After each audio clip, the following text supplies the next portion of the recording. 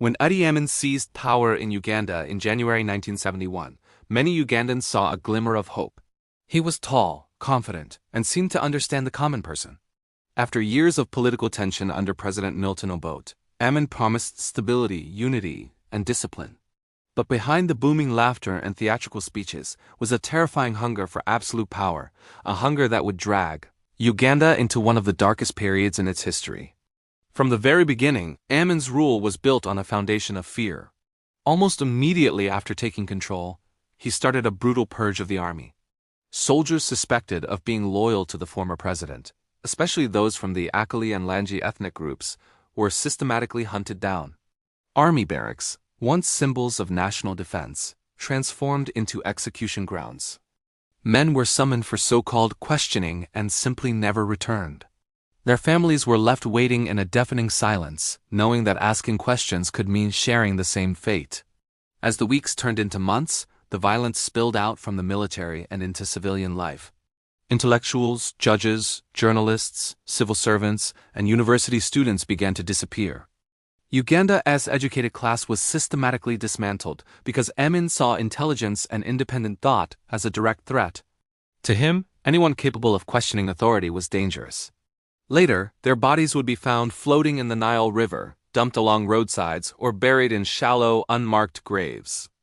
At the heart of this terror machine were Amin's notorious security agencies, particularly the State Research Bureau and the Public Safety Unit. These weren't intelligence organizations in any traditional sense. They were instruments of pure terror. Their detention centers became places of unimaginable horror, where screams echoed behind closed doors. Prisoners were rarely charged, almost never tried, and almost never released.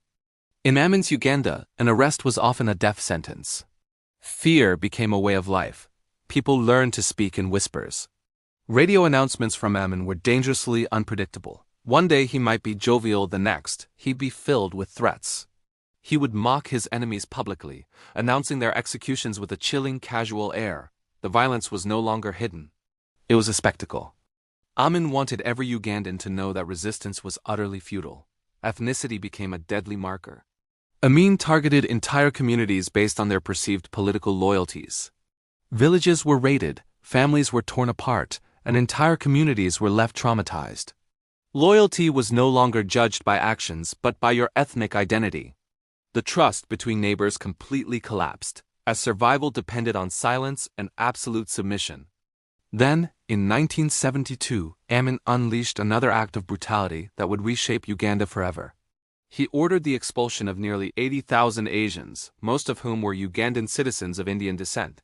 He accused them of sabotaging the economy and even claimed he was acting on divine instruction. Families were given just days to leave everything behind.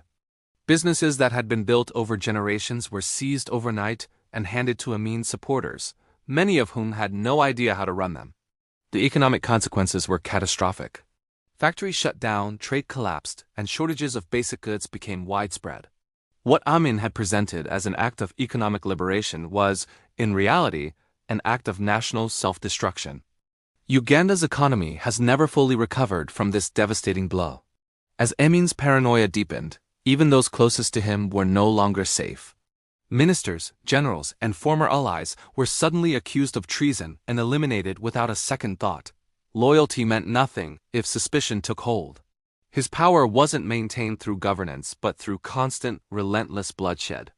One of the most shocking moments of his reign came in 1977, with the murder of Archbishop Janani Luwum, the head of the Anglican Church in Uganda.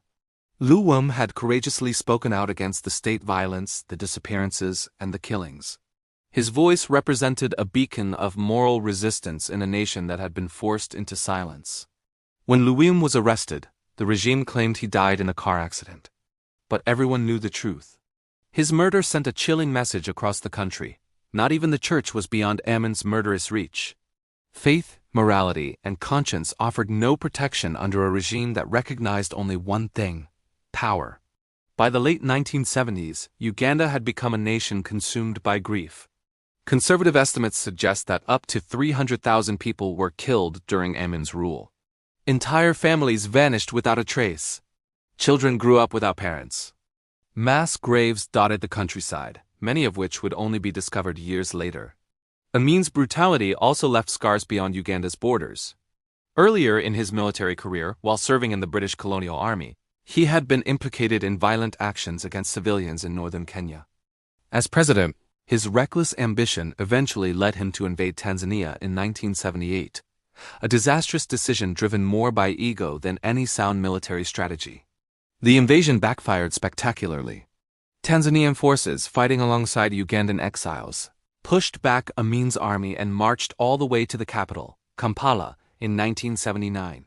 Amin fled, leaving behind a nation completely shattered by fear, death, and economic ruin. When the regime finally collapsed, the true scale of the horror was laid bare for the world to see. Prisons revealed the gruesome remnants of mass executions. Families desperately searched for their missing relatives, often finding only silence. Uganda faced the almost impossible task of rebuilding not just its infrastructure, but the very fabric of its society, trust, humanity, and hope. Idi Amin spent the rest of his life in comfortable exile, never once held accountable in a court of law for his crimes. He lived out his days in peace while his hundreds of thousands of victims lay in unmarked graves. For many Ugandans, justice never came. Today, Idi Amin's name is synonymous with unchecked power and unimaginable cruelty. His reign stands as a stark and powerful warning, not just for Uganda, but for the entire world, of how quickly authority can descend into tyranny when fear replaces the rule of law and violence becomes the only form of governance.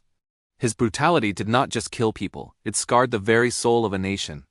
Uganda survived, but it will never, ever forget. Thank you for watching.